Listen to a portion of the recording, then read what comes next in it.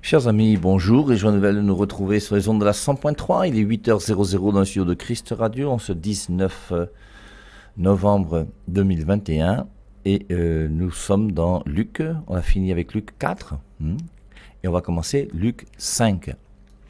Alors Luc 4, je vous rappelle, c'était Luc 1 et 2, vous connaissez Annonciation, tout ça, Visitation. Luc 2, la venue des petits bergers. Luc 3, le baptême de Jean-Baptiste. Luc 4, la tentation de Christ au désert, avec le verset 13 que vous connaissez déjà tous par cœur, après avoir achevé de tenter Jésus. On a vu comment à travers les trois tentations, toutes les tentations sont présentes parce qu'il y a une tentation par rapport à la foi, l'espérance et la charité. Il y a une tentation par rapport du côté de l'homme, au corps, au cœur et à l'intelligence. Donc toutes les tentations sont présentes. Et ensuite, donc après ça, il est parti donc à Nazareth prêcher dans sa synagogue, là où il a grandi. Et il va être mal reçu. Il va dire qu'un prophète est mal reçu dans son pays. On va vouloir le tuer. On va vouloir le précipiter dans un ravin. Et ensuite, il va partir donc pour Capharnaüm. À Capharnaüm, il va chasser un démon dans la synagogue. Et puis ensuite, il va partir dans la maison de Simon, qui se trouve à côté de la synagogue d'ailleurs de Capharnaüm. Quand vous visiterez la Terre Sainte, vous verrez, c'est juste à côté l'un de l'autre. Et c'est même dans la même concession qu'on trouve la synagogue de Capharnaüm et la maison de Pierre. Et puis il va guérir la belle-mère de Pierre. Alors, on avait beaucoup insisté sur le fait que Pierre avait une belle-mère, donc Pierre devait être marié. On a réfléchi sur le mariage, sur la chasteté, sur le célibat des prêtres. Je ne reviens pas dessus. Donc au sortir de la synagogue, Jésus vint à la maison de Simon. La belle-mère de Simon est alors alitée avec une forte fièvre et il lui présente son cas. Jésus se penche sur elle et menace durement cette fièvre. Seule chose que je trouve bizarre, c'est le mot durement. Je ne vois pas pourquoi Jésus-Christ doit menacer durement. C'est bizarre, hein? Il suffit qu'il dise, et ça est. Lazare sort et le mort sortit. Dieu dit que la lumière soit et la lumière fut. Elle la quitte, donc à l'instant même, la fièvre a quitté la belle-mère, et à l'instant même, la femme se lève pour leur faire le service. Elle retrouve la santé, elle dit merci à Jésus, forcément, à travers ce petit signe où elle se met à faire le service. Au coucher du soleil, tous ceux qui ont des infirmes atteints de diverses maladies les lui amènent. Et à travers donc ce qu'il a fait à la synagogue, chasser les démons, à travers la belle-mère de Pierre qui a été guérie, bien les gens se disent au coucher du soleil, le même soir, tous ceux qui ont des infirmes atteints de diverses maladies les lui amènent. À chacun il impose les mains et il les guérit. Et Jésus-Christ, lui, a le pouvoir de guérir tout le monde. Pour Jésus-Christ, c'est naturel de guérir les gens. Pour nous, c'est pas naturel. C'est un miracle, c'est une grâce spéciale qui nous est donnée, il y a un charisme de guérison. Et pour nous, imposer les mains à quelqu'un et faire qu'un infirme guérisse, c'est une grâce particulière. C'est pas selon notre nature humaine. Selon la nature divine, forcément, Dieu fait des miracles autant qu'il veut. C'est pour ça que la Bible nous dit, Jean chapitre 20, verset 30-31, le Christ a fait en présence de ses disciples beaucoup d'autres miracles qui ne sont pas écrits dans ce livre. Et Jésus-Christ a fait énormément de miracles. D'ailleurs, tu aurais été à sa place, tu aurais fait la même chose. Et si moi j'avais le pouvoir de faire des miracles, forcément, j'irais à Itoukébé, j'irais dans les hôpitaux, j'irais, puis je ferais des miracles autant que je peux. Et Jésus-Christ, lui, forcément, il aime les hommes, il veut le bonheur des hommes. Et quand il voit quelqu'un qui est handicapé, s'il peut le guérir, il le guérit. Et forcément, du côté de lui, il a le pouvoir, il est tout-puissant. Nous ne sommes pas tout-puissants. Et c'est une différence qu'il y a entre Jésus-Christ et nous. Et c'est pour ça qu'il ne faut pas, à travers un homme de Dieu, chercher quelqu'un qui fait des miracles. L'homme de Dieu, ce n'est pas quelqu'un qui fait des miracles. L'homme de Dieu, c'est celui qui vous donne la parole de Dieu. Et c'est pour ça que beaucoup de gens appellent homme de Dieu des gens qui sont des charlatans. C'est pour ça que je vous ai toujours dit que moi je n'aime pas le mot homme de Dieu. Vous avez des pasteurs dans les nouvelles églises qui font des prophéties qui sont fausses. Ce ne sont pas des hommes de Dieu. Alors je n'ose pas dire que ce sont des hommes du diable. Ce sont des hommes qui profitent de la naïveté des gens qui sont là pour dire sur eux des prophéties qui viennent de lui et de personne d'autre, et puis ils trompent les gens, c'est tout. Donc, et Jésus-Christ, là, il guérit donc, à chacun, il impose les mains, il les guérit. Des démons sortent également de plusieurs d'entre eux en criant « Tu es le Fils de Dieu ». On voit comment c'est les démons. Alors on dit que le démon ment, bien sûr, mais le démon ne ment pas toujours. Tu es le Fils de Dieu. Mais lui les menace et ne leur permet pas de dire qu'il est le Messie, car ils le savent. La fin de Luc chapitre 4, on est au verset 42. Au matin, Jésus sortit à la recherche d'un lieu désert. Le temps de la prière pour chacun d'entre nous, en général, on aime beaucoup prier le matin. Et je crois que nous tous, qui sommes un peu spirituels ou qui cherchons à avoir une vie chrétienne, forcément, on essaie de ne pas se lever à 10 heures le matin. Et moi, je vous rappelle que depuis que j'avais écouté Joss Meyer, j'ai mis mon réveil le soir à 21h. Et en général, à 21h le soir, je vais dans ma chambre. Et comme ça me permet le matin à 5h de pouvoir me lever, quand les oiseaux chantent encore dans notre quartier. Et tu commences déjà à prier le matin, simplement, quand il n'y a pas encore trop de bruit. Au matin, Jésus sortit à la recherche d'un lieu désert. C'est important pour chacun d'entre nous de pouvoir fortifier notre relation amoureuse avec Dieu. Et pour cela, cette relation amoureuse avec Dieu ne peut grandir que si je prends du temps pour Dieu, ce qu'on appelle habituellement la vie de prière. Et c'est pour ça qu'on aime prendre du temps pour rester seul avec celui qu'on aime. Alors Dieu ou un ami ou une amie, oui. Et en général, d'ailleurs, on va visiter ses amis, on ne visite pas ses ennemis. Donc au matin, Jésus sortit à la recherche d'un lieu désert. Les foules le cherchaient et ceux qui purent le joindre essayaient de le retenir pour qu'il ne parte pas de chez eux. Et on voit comment quelqu'un comme Jésus-Christ, c'est quelqu'un d'intéressant et on veut le garder. C'est la même chose dans Jean chapitre 6, lorsqu'il va multiplier les pains. Après avoir multiplié les pains, il va partir seul dans la montagne. Et la raison c'est laquelle? C'est parce que le peuple voulait faire de lui un roi. Et on voulait faire de lui un roi, pourquoi? Parce qu'on avait du pain gratis. Et du bon pain. Gratuitement. Et donc on voulait profiter de ce pain-là gratuit. On a voulu mettre la main sur Jésus-Christ pour qu'il continue de donner du pain. Et là on veut mettre la main sur Jésus-Christ parce qu'il fait des miracles, il guérit les gens, donc c'est bien. Et on voudrait qu'il reste chez nous. Les foules le cherchaient et ceux qui purent le joindre essayaient de le retenir pour qu'il ne parte pas de chez eux. Mais il leur dit, je dois aussi annoncer la bonne nouvelle du royaume de Dieu aux autres villes, c'est pour cela que j'ai été envoyé. Et Jésus-Christ montre sa dimension missionnaire. Il montre qu'il est venu pour annoncer cette bonne nouvelle. Mais il leur dit, je dois aussi annoncer la bonne nouvelle du royaume de Dieu aux autres villes, c'est pour cela que j'ai été envoyé. Il n'a pas dit, je dois aussi faire des miracles dans les autres villes. Il a dit, je dois annoncer la bonne nouvelle. Et le rôle de Jésus-Christ, c'est premièrement d'annoncer la bonne nouvelle. C'est pour ça que je crois que c'est dans l'évangile de Marc, où plusieurs fois quand il fait des miracles, il dit, ne le dites à personne. Parce que Jésus-Christ ne veut pas être reconnu premièrement comme un faiseur de miracles. Jésus-Christ veut être reconnu premièrement comme étant celui qui donne la bonne nouvelle de Jésus-Christ. Jean 1,18, la fin du prologue de Saint Jean. Personne n'a jamais vu Dieu, Dieu le Fils unique qui est dans le sein du Père, lui nous l'a révélé. Il est venu pour nous révéler Dieu, pas premièrement pour faire des miracles. Et tous les miracles que Jésus-Christ va faire, c'est pour donner autorité à sa parole. Et c'est pour ça que tout est centré sur la parole de Dieu dans la vie de Jésus-Christ.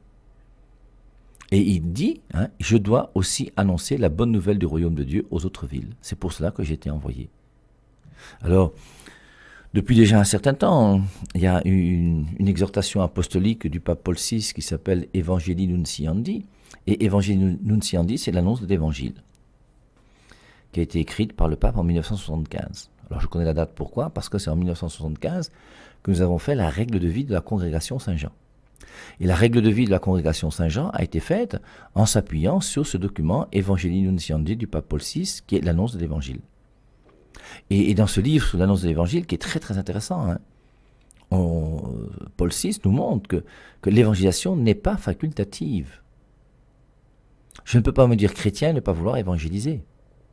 Alors, ça ne veut pas dire non plus qu'il faut prendre un micro et monter sur une table dans tous les marchés pour dire Jésus t'aime, Jésus t'aime, Jésus t'aime. C'est pas ça que ça veut dire non plus. Mais en même temps, ça veut dire aussi que je ne peux pas rester chez moi, m'enfermer chez moi et dire que Jésus-Christ vous aime sans le dire à personne, uniquement en priant. Il y a une coopération quand même, et nous devons nous aussi, à notre niveau, annoncer cette bonne nouvelle. Jésus-Christ est venu pour annoncer la bonne nouvelle du royaume de Dieu aux autres villes. Et il faut que nous-mêmes, nous puissions. Il a dit aux apôtres, celui qui vous écoute, m'écoute. Et c'est en écoutant les apôtres de Jésus que j'écoute Jésus. Donc on voit cette dimension missionnaire qui est très importante. Après la tentation, après la prédication à la synagogue de Nazareth, après la prédication à la synagogue de Capharnaüm, après la guérison, il montre bien que son rôle à lui, c'est de pouvoir apporter cette bonne nouvelle, apporter l'évangile au monde entier. Et Jésus-Christ est venu pour que nous puissions avoir ce message. Dernier verset de Luc chapitre 4, verset 44. Il alla donc porter le message dans les synagogues des Juifs. Et forcément, donc, il va aller dans les synagogues. Pourquoi la synagogue? Pas parce qu'il est juif. Parce que c'est dans la synagogue que se trouvent les Juifs. Et c'est aux Juifs qu'il doit enseigner en premier lieu. Le peuple juif est le peuple qui a été choisi par Dieu pour permettre au Christ de venir sur la terre. Et donc, c'est pour ça que Saint Paul dira souvent que la révélation est premièrement pour les Juifs.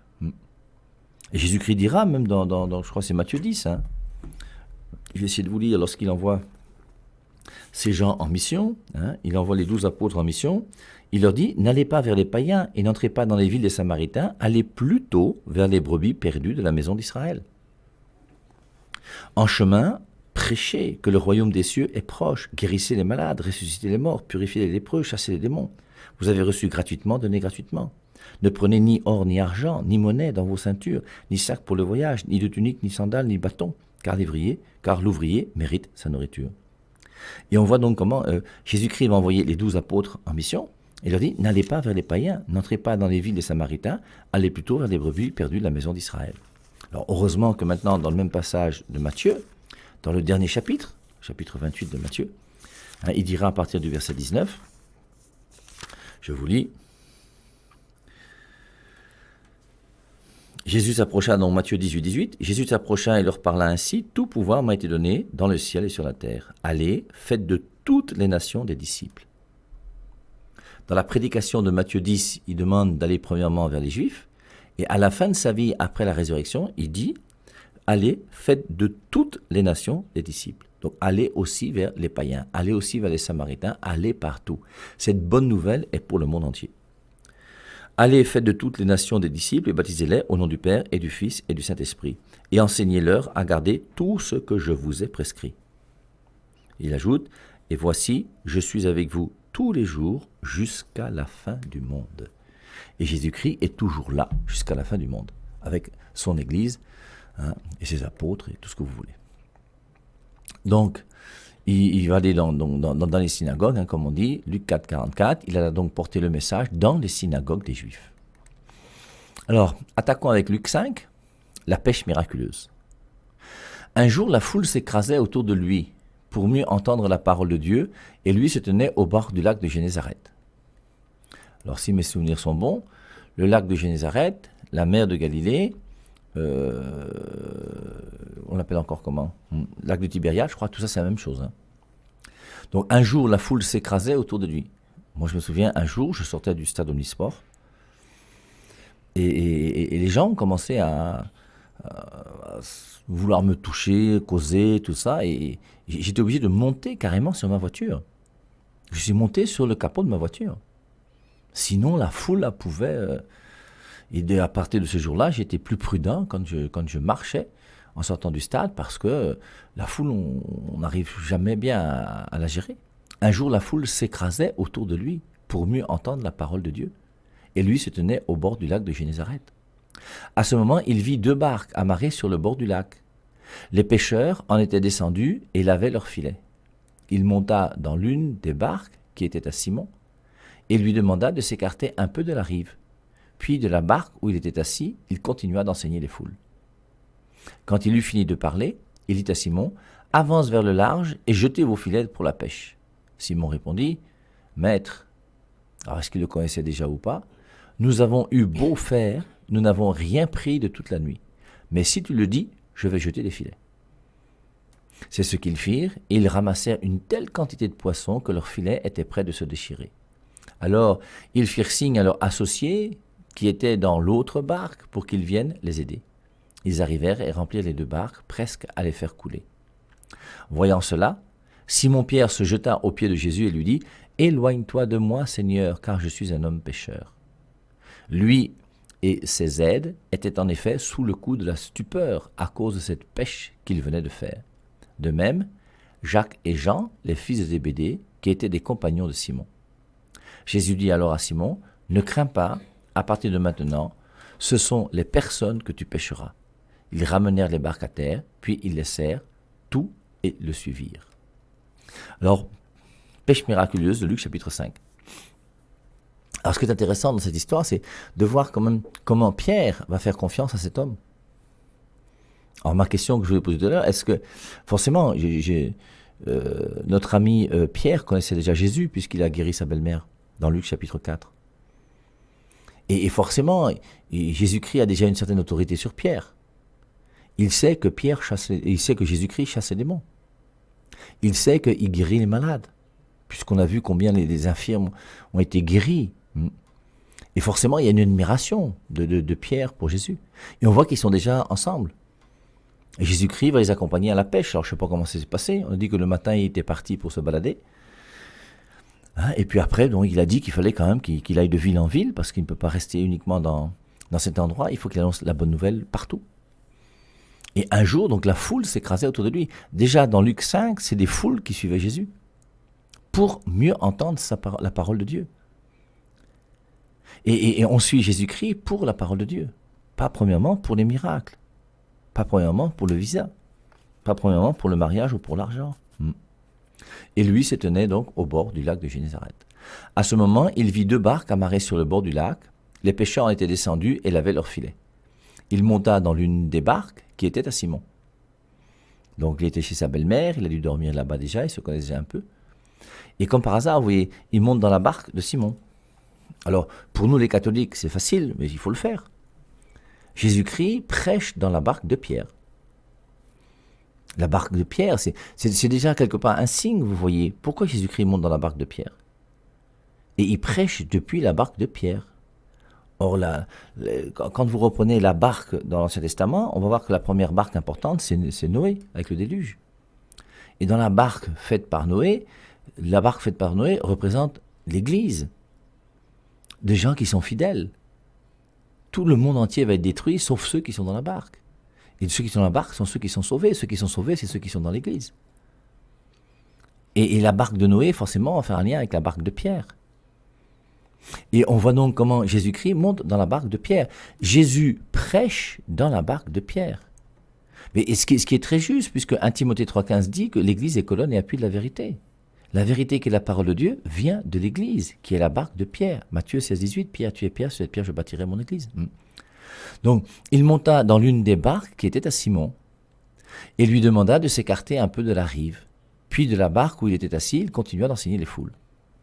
Alors, pour enseigner dans une barque, c'est facile, à condition qu'il n'y ait pas de vent. Pour ceux qui sont déjà allés à Kribi, dès qu'il y a un peu de vent, vous verrez qu'il faut crier fort quand tu es sur la plage pour te faire entendre. Et il y a souvent le remous des vagues qui nous berce la nuit quand on est à Kribi, qui est magnifique et qui est beau, mais qui fait du bruit. Et c'est vrai que lorsqu'il n'y a pas de vent du tout et que la mer est une mer qu'on appelle une mer d'huile, quand la mer est une mer d'huile et qu'il n'y a pas de vent, à ce moment-là, alors, ta voix porte très facilement. Et là, tu peux parler et on peut t'entendre de loin. Mais sinon, dès que quelqu'un est un petit peu au large, dans une barque ou en train de nager et que tu l'appelles, c'est très difficile qu'il t'entende, avec le vent, avec les vagues, avec tout ça.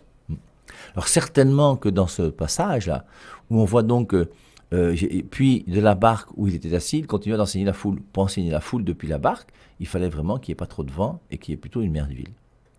Quand il eut fini de parler, il dit à Simon, alors Jésus-Christ, je vous rappelle, il enseigne la parole. Après il dit, avance vers le large et jetez vos filets pour la pêche. Simon répondit, Maître, nous avons eu beau faire, nous n'avons rien pris de toute la nuit. Et Pierre, lui, c'est un spécialiste de la pêche. Pierre, c'est quelqu'un qui connaît bien son lac. Le lac sur lequel il est là, c'est le lac dans lequel il pêche tous les jours. Et il sait quels sont les endroits où il y a des poissons, les périodes où il y a le poisson, comme tous ceux qui sont des pêcheurs. Allez dans n'importe quelle côte qui existe, les pêcheurs vont vous dire que c'est dans tel endroit qu'il y a du poisson, il y a une période qui est meilleure qu'une autre. Et Pierre est un spécialiste de la pêche. Il n'a pas une barque, il a même plusieurs barques. Ce qui montre bien que la pêche chez lui, ça lui colle à la peau. Et là, il a passé une nuit entière, il n'a rien pris. Et Jésus-Christ lui dit, avance vers le large et jetez vos filets pour la pêche. Forcément, nous, on aurait dit à Jésus, écoute, toi-même, tu sais ce que c'est qu'un filet? Tu es monté une fois sur une barque? Tu as déjà tiré une fois? Tu ne connais rien à la pêche et tu nous demandes à nous de faire... Mais Pierre ne va pas discuter.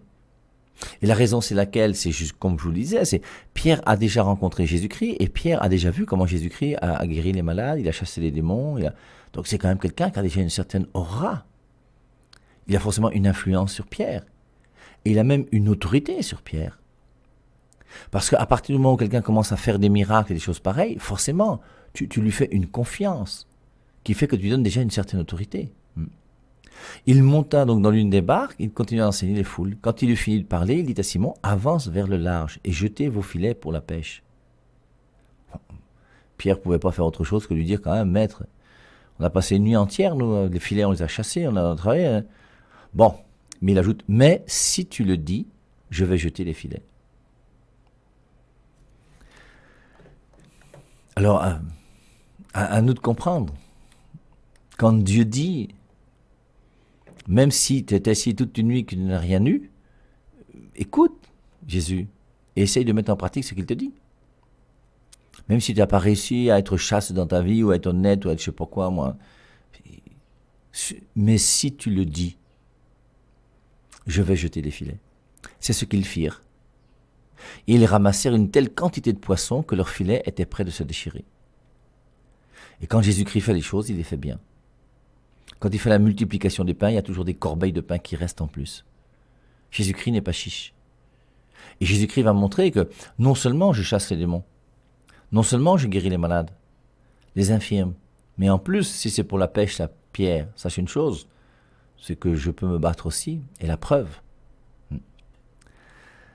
Donc c'est ce qu'ils firent, et ils ramassèrent une telle quantité de poissons que leurs filets étaient près de se déchirer. Alors ils firent signe à leurs associés qui étaient dans l'autre barque.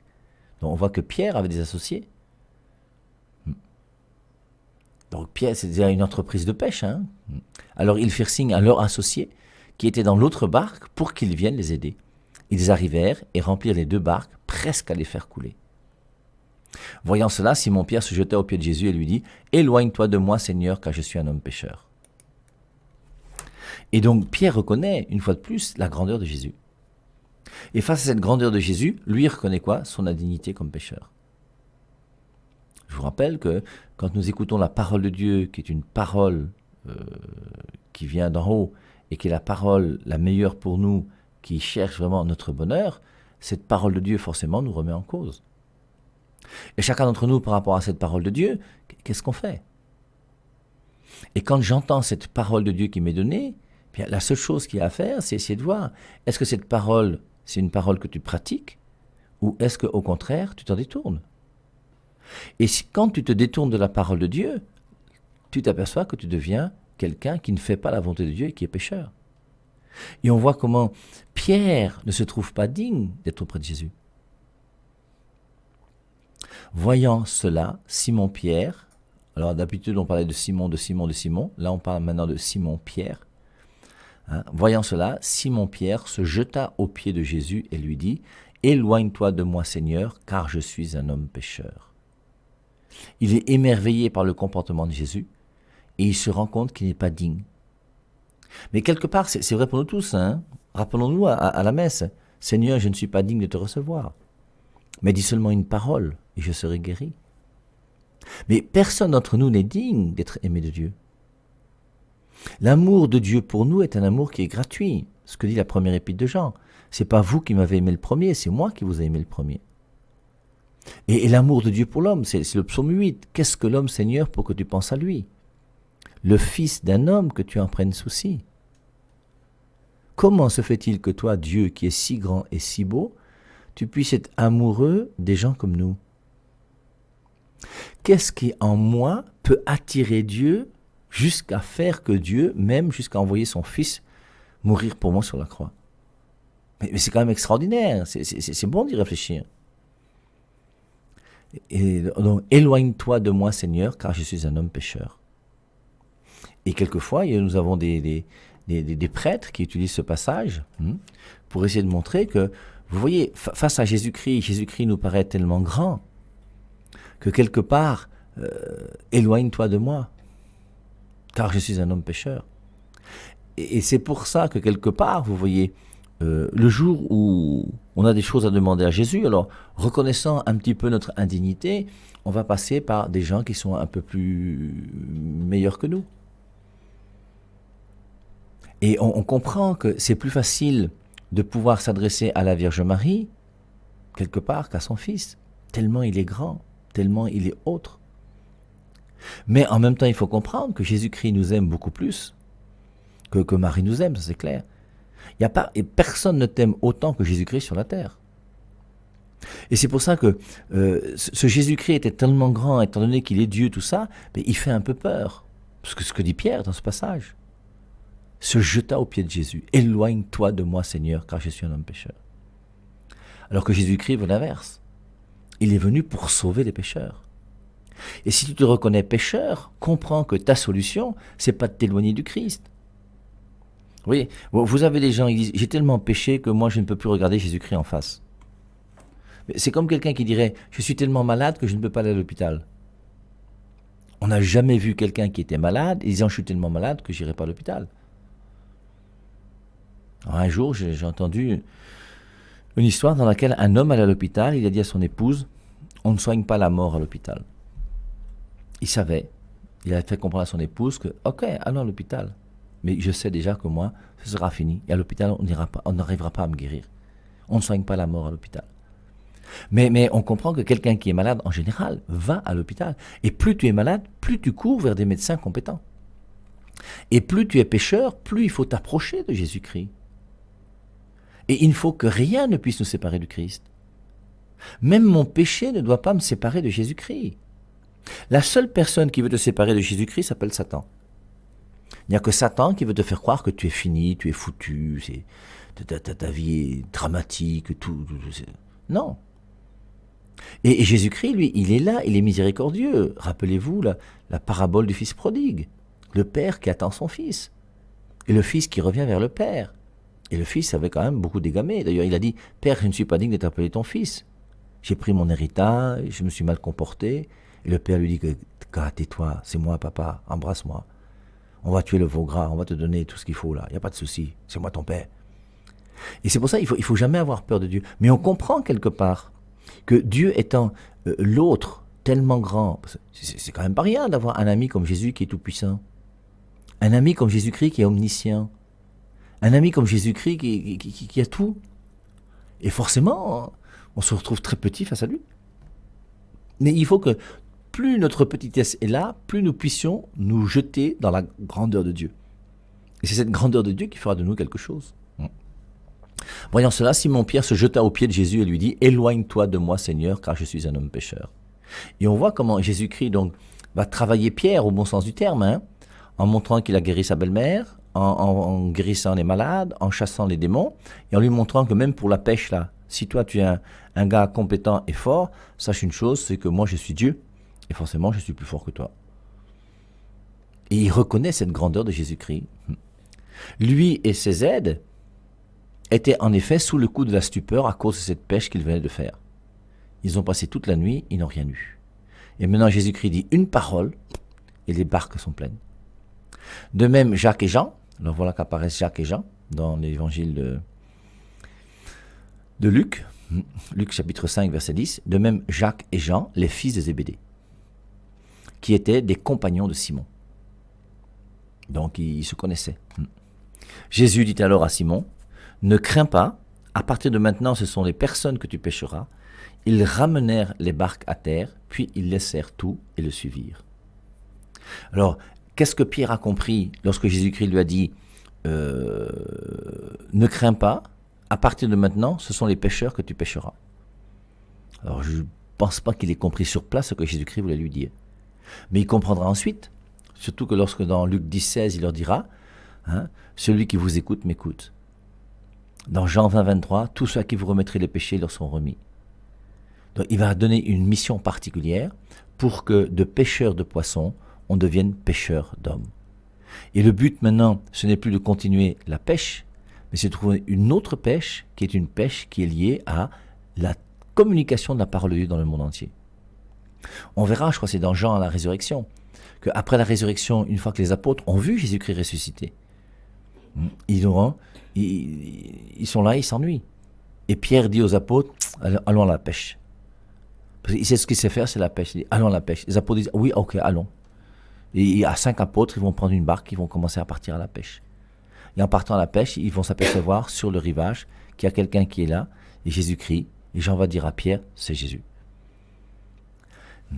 Et donc on voit que donc Jésus-Christ va leur demander une mission particulière à eux tous, non plus de continuer à pêcher des poissons, mais à pêcher des hommes. Et c'est pour ça que pour chacun d'entre nous, comme on le disait dans la fin de Luc 4, notre vie d'évangélisation n'est pas facultative. Évangéliser est une nécessité. Paul VI dira que la grâce propre de l'Église, c'est d'évangéliser. Il faut qu'on se pose la question aujourd'hui, qu'est-ce que nous faisons pour évangéliser ? Je te dis merci car tu as fait du bien à mon âme. Et je voudrais que mon âme s'élève et te loue. Que mon âme te bénisse. Que mon âme t'exalte. Que mon âme crie. J'étais une pauvre pécheresse. Et tu m'as enlevé de l'esclavage du péché. Mon âme ne peut que te dire merci, Seigneur.